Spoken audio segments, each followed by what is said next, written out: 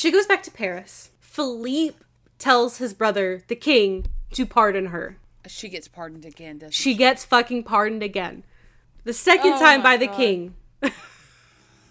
She's just doing shit. Can you imagine the king, him coming up and being like, who is it again? Oh God, it's her again. Fine. Yeah.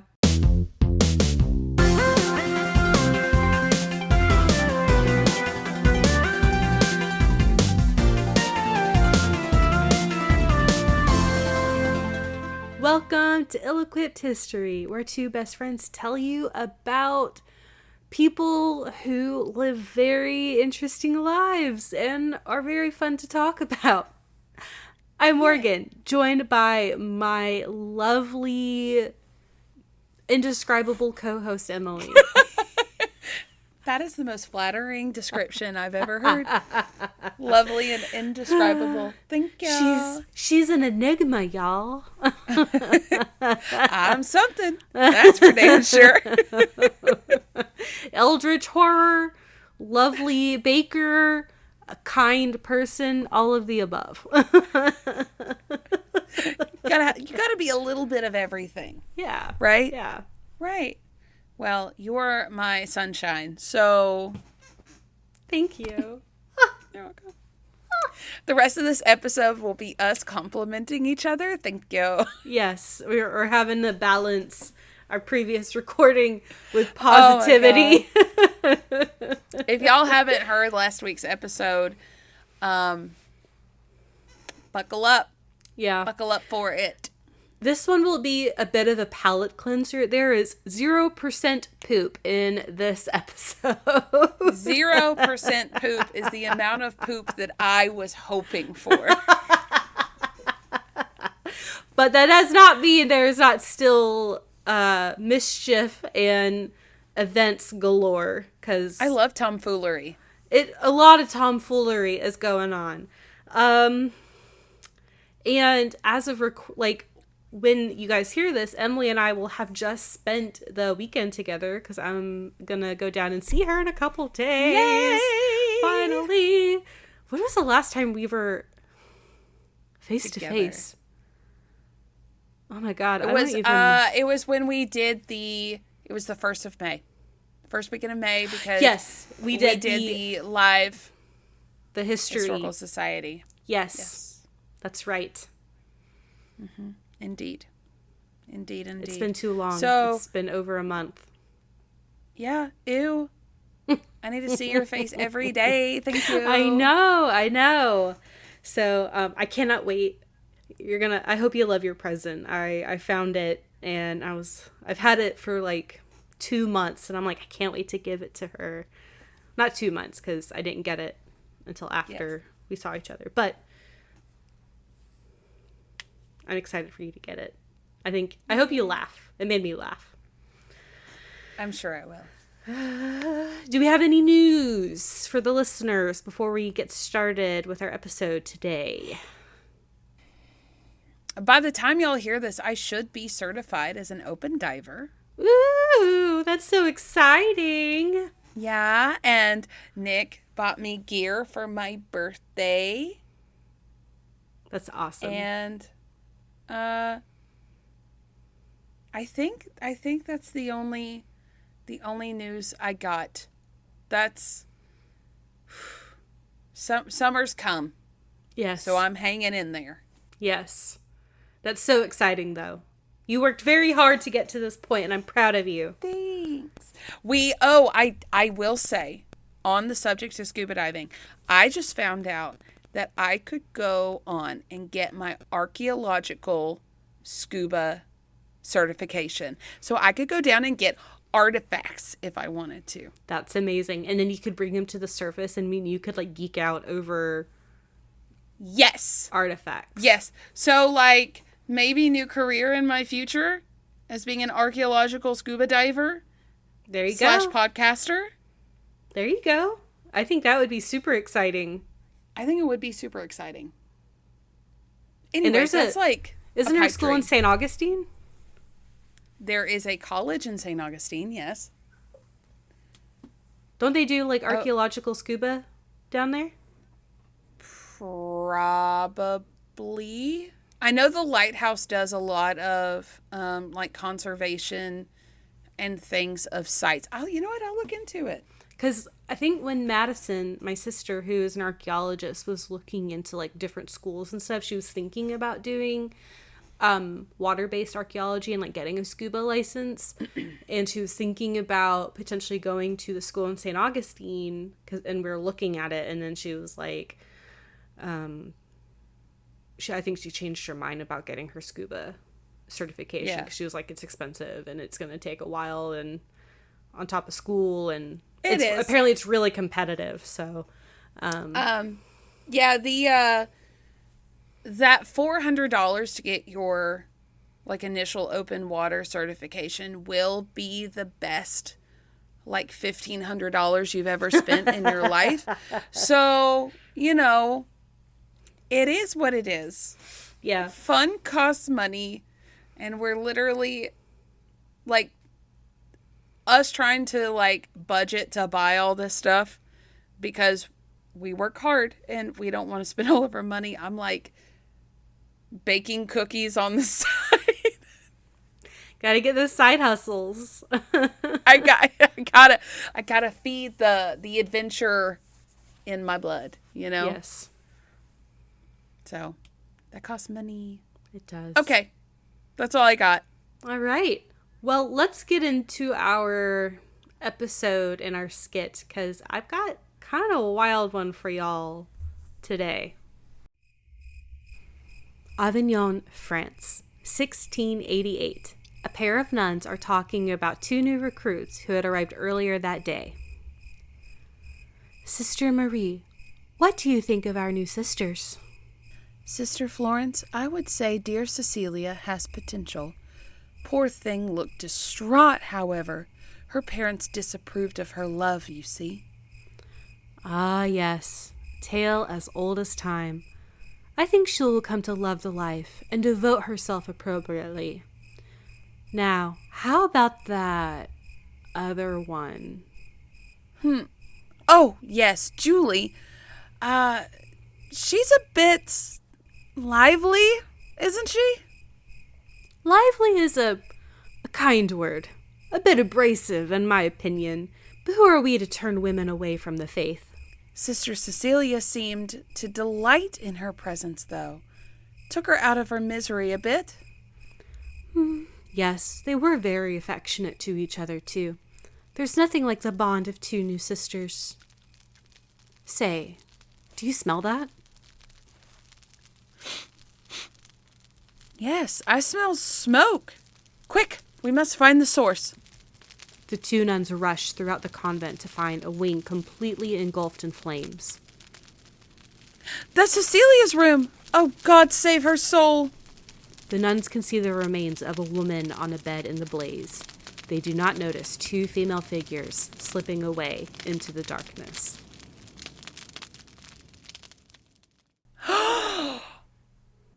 We've got runaway nuns.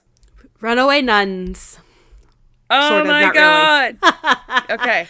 So the tale I have for you today, Emily, is about Julie Daubigny.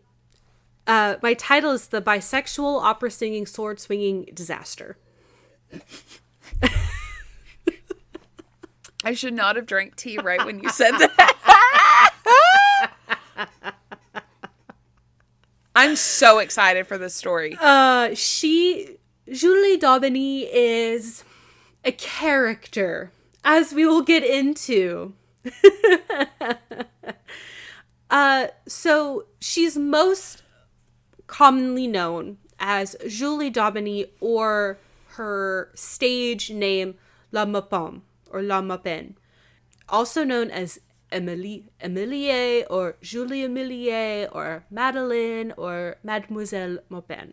Because of this, everyone just assumes her name is Julie, but no one knows 100%. But they do know that her last name at one point was Daubigny and then Maupin. Okay. Those are for sure. So she was born in Paris in either 1670 or 1673, you know, late 1600s of it all. I've seen evidence for both. So just kind of take everything with about a 3-year-ish gap. Her father's name was Gaston Sieur d'Aubigny. He worked for the king's master of horse, Comte d'Armagnac. And Comte d'Armagnac was like the squire of France, the grand squire or whatever for the king. So her father like helped raise the horses, helped train pages, did a lot. And this was a whole like full, very important job. So for the first few years of her life, they lived at the riding school at Tuileries Palace in Paris. And then in 1682, they moved to the palace in Versailles. So she grew up in the court of the king. And the king was, I'm pretty sure, King Louis XIV. Again, her father was in charge of training the king's pages. And so he educated Julie right along with them. So especially in this time, like women did not receive this kind of education. Right. So she got educated in reading, in writing, drawing, dancing, singing. She was very proficient riding on horseback and was very skilled with the sword. Okay. She actually started fencing when she was 12 and competed against men. Like women fenced, but they didn't compete against men. So she was incredible. She also wore men's clothing a lot. I think like the freedom of movement that it provided, I think she was probably more comfortable in it. And I think her father also kind of wanted to downplay that she was a girl sometimes. Right. She was her father's only child. I didn't see anything about her mother in this. I only saw stuff about her father. And I say that because he gambled. He went to bars. He went to brothels. And Julie was right there alongside with him. Going to these places of sin. So she grew up kind of rough and tumble. Okay. I can respect it. When she was 14 or 15, she became her father's boss's mistress. Oh, no. Yeah. So she became the mistress to Comte d'Armagnac, who, like I said, was the Grand Squire of France. He was 46. Ew, ew, ew, ew. Yeah. So her father died in 1687. And after he died, I've seen, because, to prevent some kind of scandal, I've seen to kind of give, not rein her in, but just kind of add some propriety to the situation. Comte d'Armagnac married her to a guy named Sieur Jean de Maupin and immediately sent Jean away somewhere else. And Julie and Comte d'Armagnac continued to be lovers. So, but this is where she gets her name Maupin and how she was known for the rest of her life. Again, not really, maybe to avoid scandal, because, now she's, 14, 15, fatherless. She needs a man to be responsible for her. So she was, immediately married off. But then, he immediately was sent away. And, I don't know. Oh, God. She just starts living her own life. So not very long after this, she becomes bored with Count d'Armagnac and runs away and starts hanging out with a sword master named Saran. And Saran was a master fencer, and they had a whirlwind romance, and he killed a man in a duel. And under King Louis XIV, killing in a duel was illegal. So he had to run away. They were literally chased out of Paris by, the founder of modern-day police forces. Oh, shit. So they went around the French countryside, performed sword tricks, and gave demonstrations. And apparently she was also a very good singer, so they would sing. And because she was so talented in everything, there were mostly men who wouldn't believe that she was a woman. So then she would rip off her shirt and expose her breasts to the crowd and be like, see, I'm a woman. And everyone was like, yep, she's a lady. I see it right there. No denying that. But she was very talented, and actually Sauron encouraged her to begin performing with the Opera de Marseille. So she was doing that for a little while. I couldn't see for how long she was doing all this. Eventually, she leaves Sauron, and she begins a relationship with a young woman. I saw most sources said that she was unnamed, unknown. In one source, they said her name was Cecilia Bortagali, but I don't know. So maybe that's her name, maybe not. I used it in the skit, but we have no idea. So she begins a relationship with this young woman. Her family finds out. They're like, we don't approve of you being in a relationship with a woman. So they send this young woman away to a convent in Avignon. Well, Julie was like, that's fine, and followed her to this convent and joined the ranks of the nuns, and they resumed their relationship. And I couldn't see how long they were there. Right. But another nun had died of natural causes. Julie took this woman's body, put it in the bed of her lover, and then set the room on fire. Oh, shit. And then they ran away. Oh, my God. So now, like, the nuns think this young woman died in a fire. Right. While they run away. And this was our skit. They hang out for a while, like a few months, in their tour d'affaires. Every source said something a little bit different. I've seen that Julie got tired of her. I've seen that the young woman got tired of Julie. I've seen that their relationship just ended. Eventually, this young woman goes back to her family, who are very shocked to see her. Alive. Yeah, alive, not dead in a fire. And they go to not the police, but like the magistrate or something. And Julie is tried as a man in absentia for kidnapping, arson, and I think just moving a corpse. Yeah. Because they're like, we can't try a woman. And I've also seen they didn't know the courts didn't know she was a woman. I've seen that they didn't announce she was a woman because scandal. But she was tried in absentia and sentenced to death. Oh, shit. But she's still gallivanting the countryside, just living her best life.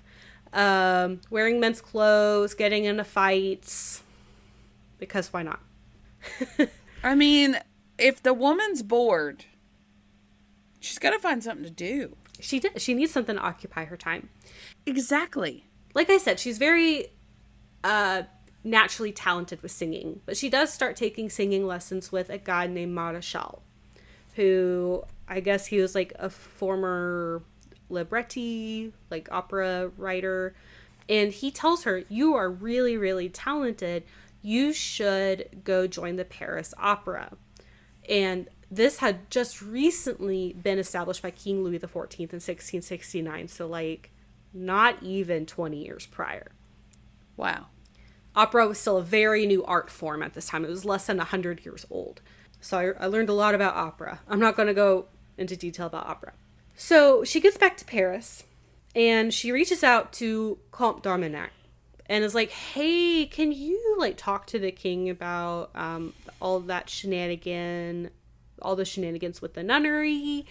And he's like, I got you. She gets a pardon from the king. What? I guess her and Count D'Armagnac, I guess they left on like decent terms. Yeah. And I saw that they may have rekindled their relationship. I don't know. This woman was in and out of so many different relationships and affairs. I can't keep track of it. So she gets a pardon from the king and is forgiven. She ends up starting a relationship with a guy named Gabriel Vincent Devenard, who was also auditioning for the Paris Opera. He auditioned, they loved him, and they said, I will only join if you also audition my girlfriend, Julie. And they're like, I guess, okay. And then she auditioned and they're like, oh my God, you're amazing. Please join our opera. Right. She was 17 years old. Wait. All this happened when she was, I'm thinking she's in her 20s at this point. This is 17. This is like 2 years. Yeah. Since she started being what's-his-face's lover. Yeah. Oh, dear God. Very whirlwind life. She's a busy woman. She is. So her debut for the Paris Opera was in 1690 for the opera Cadmus et Hermione, and she was Pallas Athena. So the star of this particular opera, her name is Marie Le Rochois, and she was an extremely talented singer. She was the main character, so a lot of people were there to see her. Well, Julie starts singing, and they're like, holy shit, this woman's incredible. And after she gives her performance, I saw this in one source, she gives her performance, everyone's like applauding and, you know, wooing her, brava, brava. She takes off her helmet, because she's dressed as Athena. She takes off her helmet and gives a bow, and like her hair is like tumbling over her shoulders, and she's super beautiful. And everyone's just like, oh my God, this woman's incredible. What a beautiful lady. She's probably eating that up. She just seems like the kind of woman that's like, yes, I am. Yes. Wonderful. Yes, please adore me. And I mean, for the rest of her life, everyone's like, so many people were considering her the best singer in the world. Really? Yeah, she had an incredible voice. So the next relationship I've seen happen before that she joined the Paris Opera. I've seen it happen after she joined the Paris Opera. I've also seen different ways these two people met with Comte d'Albert. And the two stories are, she was strutting along and accidentally bumped into him. And he got really pissed off and challenged her to a duel. What?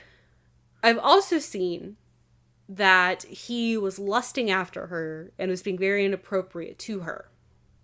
And was like, oh, what did he say? He's like, basically, I see your chirping, but can I see or I hear your chirping, can I see your drapery, or something like that.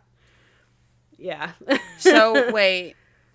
So women have been catcalled in the dumbest ways possible this whole time? Yeah. This whole time? Yep. Okay. Well, either way, whatever is how they met, the outcome is the same, where she stabs him with her sword in the shoulder. And he is injured. And after this event, she checks in on him and is like, are you good? I've also seen she helped nurse him back to health. They may have been lovers, not sure. But they did become lifelong friends after this. Okay. The lovers part, this does sound like books I've read before. Mm-hmm. Sure. I believe it. It's France. You know, who's to say? She had many lovers. Yeah. But, like, it's really cool for him to just be like, I like this chick. She stabbed me in the shoulder. And then just be, love her or not, be her friend for the rest of their lives. Yeah. And this is where, like, people aren't sure if her name is Madeline or not, because in his letters to her, he called her Madeline. And, like, all of his letters were very affectionate to her, you know. And, like, I guess they corresponded for, you know, however long they lived. Right. My next section is called Fist Fights Galore. Oh, Jesus Christ. So, Julie she's not the lead performer, but she becomes a star in her own right. You know, she is acting in so many different operas over the next 4 years, and she finally becomes known under her stage name, La Maupin, which is her last name. She became famous or infamous for her exploits on and off the stage. Apparently she had many affairs with her male and female co-stars. Okay. She was just drowning in dick and pussy. Like, let's Good. just be You know what? Good for her. Good for her. She could get it from anyone. If you got it, flaunt it. If you got it, flaunt it. She also helped protect like young chorus girls from creepy male co-stars or other male guys. And so there's this one story. I've seen it in a couple places. And I do want to say there's a lot about Julie's life that has been exaggerated, is probably false. I'm reporting on what might be true, but there's some things that may not be true. And I only saw this in like one or two of my sources, so this may not be a true story, but it's entertaining nonetheless. Yeah.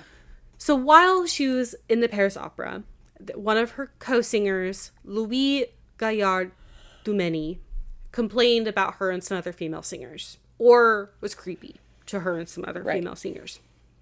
So she challenged him to a duel, because why not? As you do. As you do. So he refused, because he's like, I'm not gonna fight you. And she beats him with a cane and then steals his watch and snuff box. She is not messing around. I'm telling you, she's not. She is not. So the next day, his friends see him and they're like, oh my God, what the fuck? Are you okay? And he's like, yeah, I got jumped by a bunch of thieves. She overhears this, confronts him, says, you lying bitch, makes him get on his knees, admit she was the one that did this to him, and then apologize to her. What a badass. We should all be like her. And then she gave him back his stuff that she stole off him. Oh, God, and in front of the friends. Yeah. Damn, savage. Did not mess around. Damn. So my next section is called On the Run Again. Oh, God. It's like I said, she's a disaster. She's... So... a little bit of context. So King Louis XIV is a king. And his brother, Philippe, is an openly gay, cross-dressing man. Okay. So attitudes about the queer community, are not like fabulous, but a little bit more relaxed than in previous years, because the king didn't want to put in anything that would get his brother in trouble. Right. So she was a very open out bisexual woman. She cross-dressed very frequently, was honestly kind of like, everyone was like, this is a really cool thing. Yeah. So she is invited by Philippe to a ball that he's throwing, and she shows up dressed in men's clothing. She's wooing all the ladies. She's having a great time, making all the men jealous because she's so cool. And there's this woman that's being seduced by 3 different noblemen. And Julie ends up kissing this woman on the mouth and pisses off these 3 noblemen who then challenge her to a duel. She fights all 3 noblemen at the same time and beats them. No shit. Yes. And I've seen in 1 or 2 sources that she may have killed them. Most sources said that she just beat them. And then she goes back into the fucking party. Good for her. Don't let the night end. However, dueling was illegal. And she had done this in a royal party. Oh. So this was really bad. And she ends up having to flee the police once again. Oh, no. So she fucks off to Brussels in Belgium. She's like, yeah, that's far enough. Yep. And she starts performing with the Opera du Quai Afouan between 1697, 1698, somewhere in there. Yeah. And she begins an affair with Maximilian II Emmanuel, or the Elector of Bavaria. He's like a prince. All right. She was a little intense for him. At one in one of her performances, her character was supposed to commit suicide. She literally stabs herself with a dagger, IRL. What? Yeah. So he was like, "You're a lot for me. I kind of want you to leave me alone. Here's 40,000 francs to fuck off." Well, she needs it for the medical bills now. Well, what the hell? She throws the money at his feet and storms off. And in some sources, not verified, in some sources said she kicked him down a flight of stairs. She would. So after she goes to Brussels, she goes to Madrid for a little while and is a maid for the Countess Marino. She despised this woman. And there was one story that one night before a grand ball that the Countess was going to, she put a bunch of radishes in her hair. Oh no.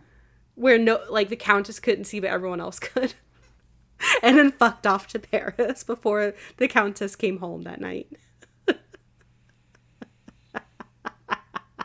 She's so mean. I love it. She's so chaotic. So she goes back to Paris. Philippe tells his brother, the king, to pardon her. She gets pardoned again, doesn't she? She gets fucking pardoned again. The second time by the king. She's just doing shit. Can you imagine the king, him coming up and being like, who is it again? Oh God, it's her again. Fine. Yeah. And I saw in a couple sources that he was kind of like, well, the law said, the king himself was like, well, my law says that men can't duel. There's nothing about women not being able to duel. So I guess I'll let her off the hook this time. Loopholes. Use the loopholes. So she joins the opera again. She goes back to the Paris Opera. All right. And at this time, Marie La Rochefort, who was the star, the diva of the opera, had retired and was like, I'm just going to teach now. So now Julia is able to take a lot more leading roles. And the height of her career is between 1698 and 1705 during this 7-year time span.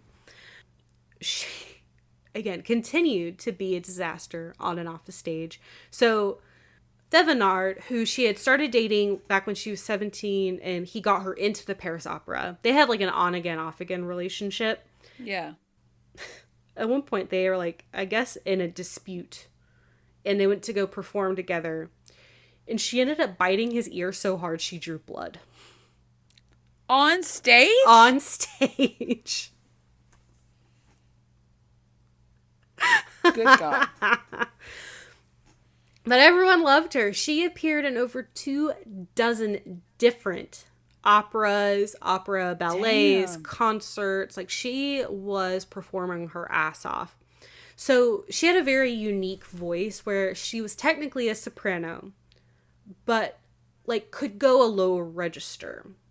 Mm-hmm. In modern times, she may be considered a mezzo soprano or a contralto, which is a little bit lower. And it's kind of hard because back in this time, sopranos sang lower than modern day sopranos do. Yeah. So it's kind of hard. But she had a very distinct, deeper voice, but could still get up in the high registers. And I think that's also why she was seen as a really unique opera singer. And also she just clearly her personality is not really suited to the gentle maiden type, naive leads of a lot of different operas. So she was often cast as goddesses or warrior women in these different operas. They suited her better, naturally. And in 1702, there was actually an opera that was written for her. Oh. She was written into a part. There was a part specifically written for her in her vocal register. Wow. So the play is called Tancred. I looked up how to say everything, and I'm forgetting a few things. But it was an opera about this guy who was fighting in the Crusades named Tancred. And he falls in love with a warrior princess named Cloron. Okay. And that was her role. Makes sense. In the opera, she's disguised as a man and that was also kind of written for her because she cross-dressed a lot. Right.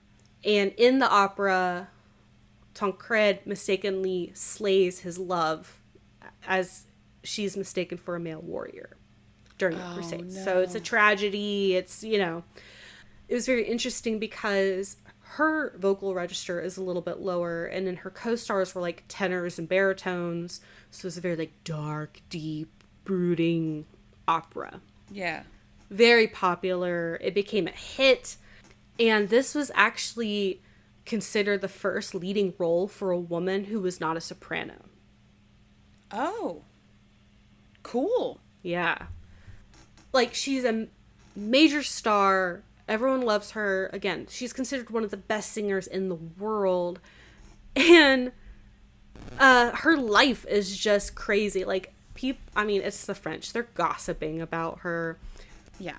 They're writing about her in tabloids. Yeah. They're making blogs about her. They're gossiping to each other on the street. They're making like web comics about her. Oh, they're calling each other up. They're like, "Did you hear what she did this time?" Yes. Bit his ear almost off because he annoyed her. I saw it. I was there.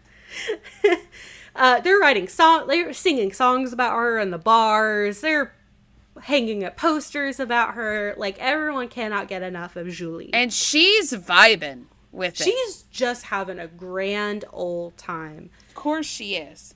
In her most popular role, one of her most famous roles, was that of Medea in the opera Meradith by Francois Bouvard, and is considered an extremely difficult and technical role. And it was actually offered to Marie Larochois, and she declined it because she was like, "It's too difficult for me." And Julie, she was known for like a really good memory. She was able to learn roles really, really fast. And she actually wasn't even the first choice for this role. She was not quite an understudy, but like kind of last minute. They're like, "Can you please perform this role?" And she was like, "Yeah, I got you." And within a very short amount of time, remembered her lines and performed this opera perfectly. Wow. So she was just an extremely, extremely talented opera singer. And also kind of crazy. And King Louis XIV was inviting her to perform for him at the palace. And other nobles were inviting her to perform for them at their parties. And she was going all over and making friends and being chill and being kooky crazy. She was the it girl, but also don't cross her. Yes. I have a very small section called Other Activities, and I didn't know where else to put these. Okay. So in 1701, I don't know if you remember this, her husband comes back. Did you remember she's married? Oh, shit. Her husband comes back. Yes. He comes back to Paris, does not stop her at all. She continues her shenanigans, continues to sleep with whoever she wants to, continues to be wild in. Do they ever live together? I don't know. Maybe. Oh. Not sure. At one point, she had a pretty unrequited love towards a woman named Fanchon Moreau, who rejected her, and apparently Julie almost committed suicide. She attempted suicide because she was so devastated by this rejection.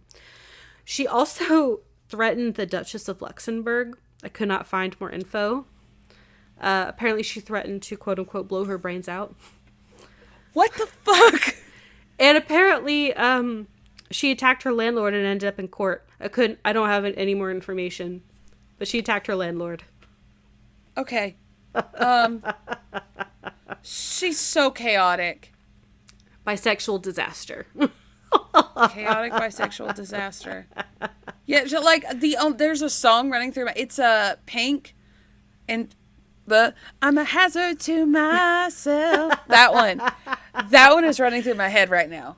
So the one that's running through my head is, so what? I'm still a rock star. I got my rock moves and I don't need you again. Is she pink? I guess so. I guess. Yeah. So I'm actually almost done. This is a pretty short episode. So my last section is called True Love. Okay. And I do think, in my opinion, I didn't see this anywhere, but I do think this was her one, like, real, true love. So in 1703, she begins a relationship with Madame la Marquise de Florensac, who is a very wealthy, famous, beautiful woman. She's considered the most beautiful woman in Paris. They lived together for 2 years. Wow. Like, openly lived together. And this was Julie's longest continuous relationship. Yeah. So Julie is still doing her stuff, and in May 1705, she begins performing as Isabelle in the opera Le Venetienne. Very tragically, de Florensac gets very sick and dies on July 2nd, 1705. Oh, no. And Julie is absolutely devastated.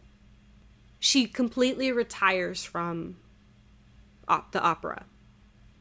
And there's 2 different accounts of what may have happened. The most common one I saw is that she goes to live in a monastery or a convent for realsies this time.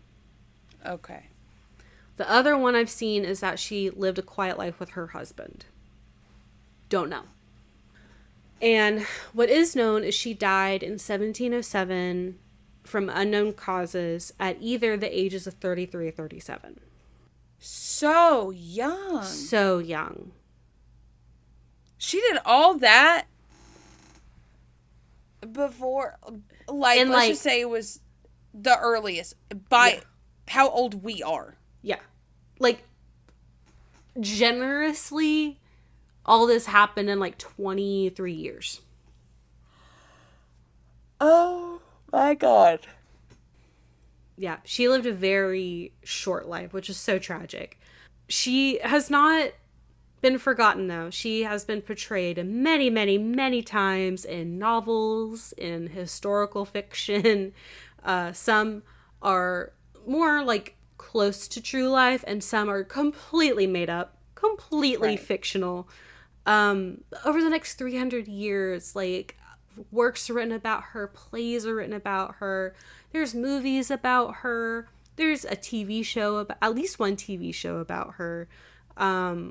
She's not forgotten. That's awesome. Yeah. There's actually one of the sources that I read. There's a woman named Kelly Gardiner, and she wrote a historical fiction novel about Julie Daubeny called Goddess. So, but she did a lot of research for this book. She literally went to Paris, went to all the places that Julie had gone, looked at original historical documents, like really did a lot of research, and then just like, I imagine it's more like, because she made dialogue. It's not a biography, like it's, a narrative. So, and I didn't get a chance to read it because I literally did all the research for this episode today. Yeah. So I haven't had time to research or read her book, but it's definitely going to be on my list. I heard it, like the reviews I saw, it's a really interesting, very good book about Julie Daubeny. All right. And that is what I have on Julie Daubeny or La Maupin. So crazy.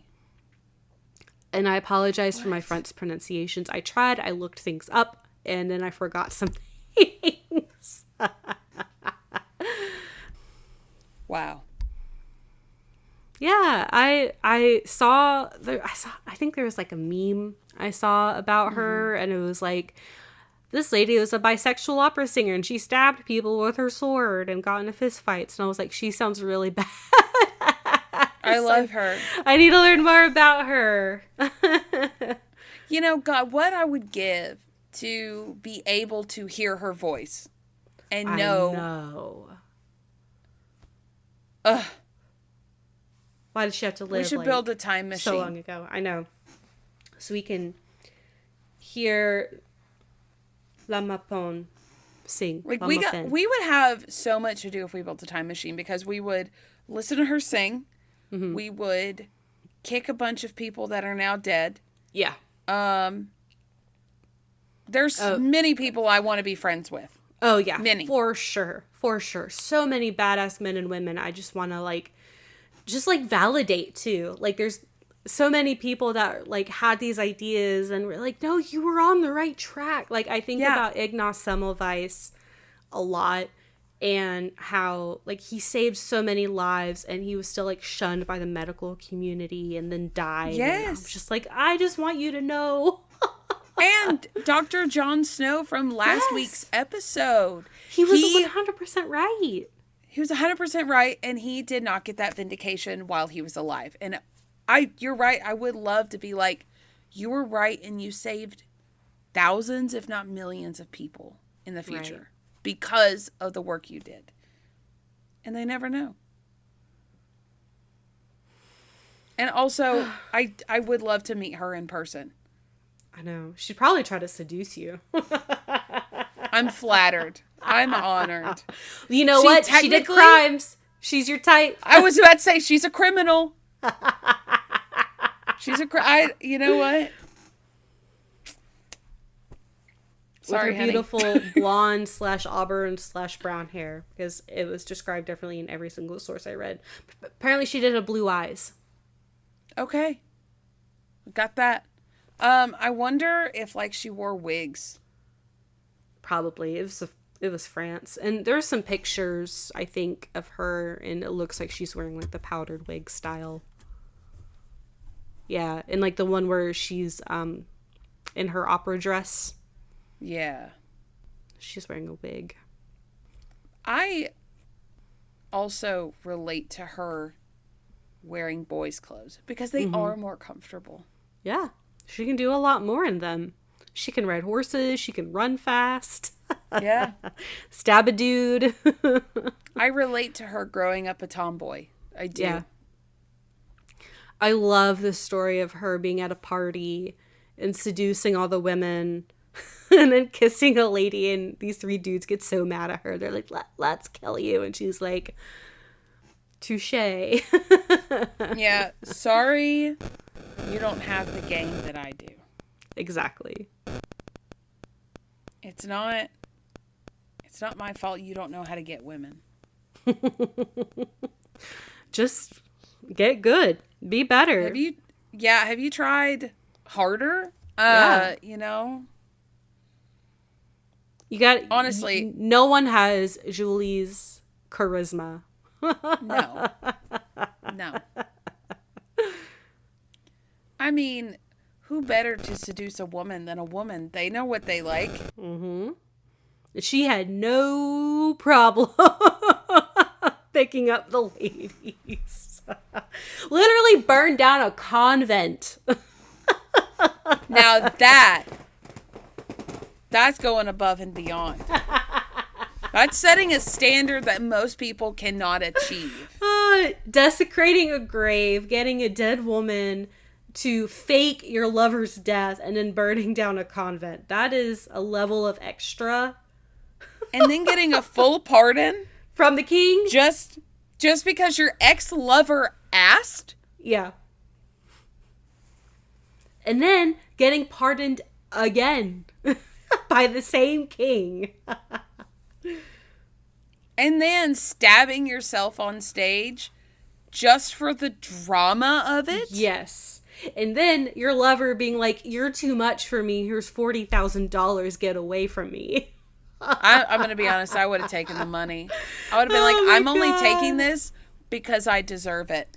And then still pushed him down the stairs. No, kicked him down the stairs. Kicked him down the stairs. Listen, you know the saying, like, if you can't handle the heat, stay out of the kitchen. He could not handle the heat. Could not. And he went into the kitchen anyway. Yeah. He could not handle Julie one bit. La Maupin was way too much for him. Way too much woman for him. You know what? Poor guy.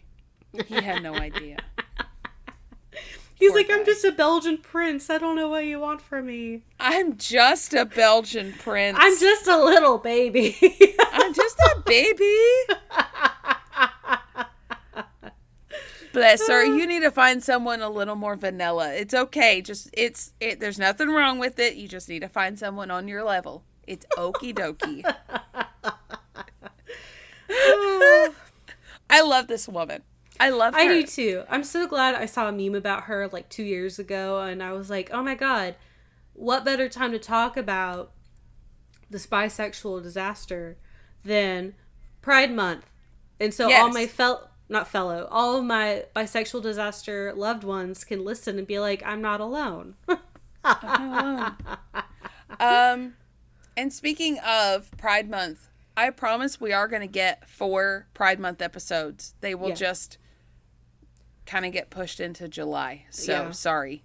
It's all right. Things happened. We're still honoring you, okay? Yes.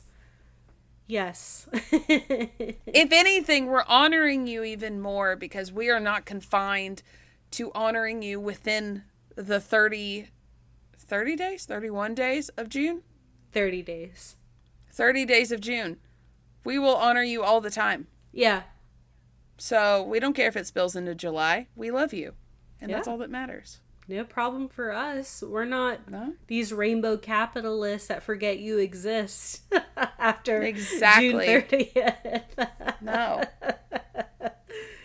It is kind of weird to think that our July 4th episode week, like that is kind of it is kind of a big one because it's America 250.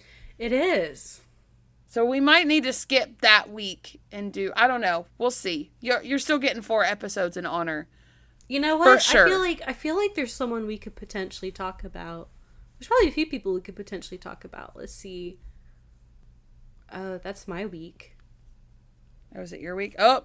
Uh-huh. It's all on you. No pressure. Okay. I'm going to have to. You got it.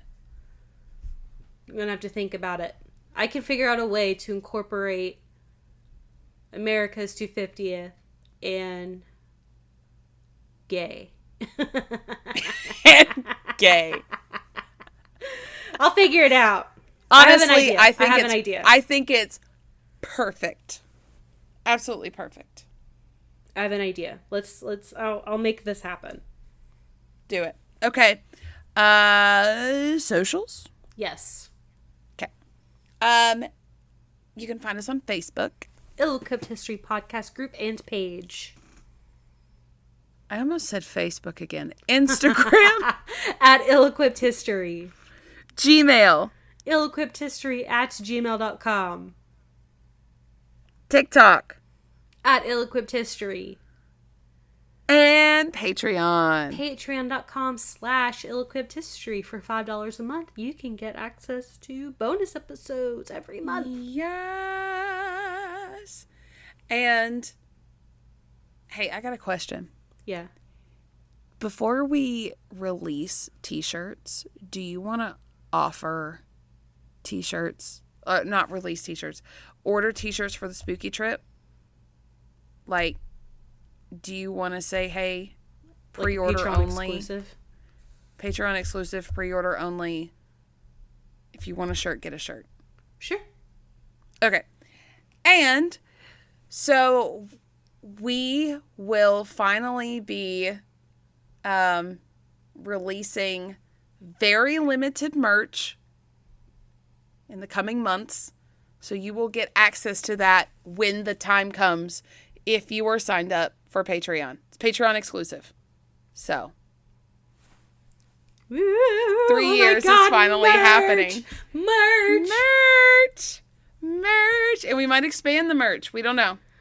I mean, the amount of times we said we need to make a t-shirt out of this, like, we need to go back and like, start making t-shirts out of I think I need to start listening to the pod from the very beginning and just write down every time we said we should make a t-shirt. Yeah. And then design it. Yeah. I mean, some of the stickers would make really good t-shirts anyway, so. Yeah, I agree. Yeah. We can come up with But some we have fun ones. one. We have one designed already. Because we're on top of it this year. Oh my God. For at least one thing. Of all the other things that have gone by the wayside, this one we're on top of. Yeah, and it's not till September. So, it's fine. Everything's fine. Everything's fine. But even the week we picked for September is going to make it easier for us to get everything out for October. Look at us go.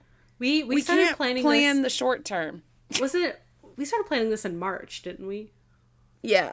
Yeah, we were really after our last minute heroics last year. I might have a potential for next year as well. Because I was talking to a neighbor and some interesting things. And it's a Airbnb. Ooh. So we just stay the whole weekend. Anyway, let's not get into 2027. Let's focus on 2026. Sign up for Patreon and you get exclusives to merch and stuff. Yeah. Yeah. And be chaotic. Be like, maybe don't be quite like Julie because she did a lot of crime, but be passionate and talented like Julie. Depends on who you're trying to seduce. I mean, truly. Maybe do a little crime, Yeah. Be gay, do crime. Be gay, do crime. That should be a shirt. That should be a shirt. I think it's already a shirt. It's definitely a meme already. I know. I did not come up with it. Ah, shit. I stole it. How dare you? Like crime. Like crime. I did crime. I'm not gay, but I did crime.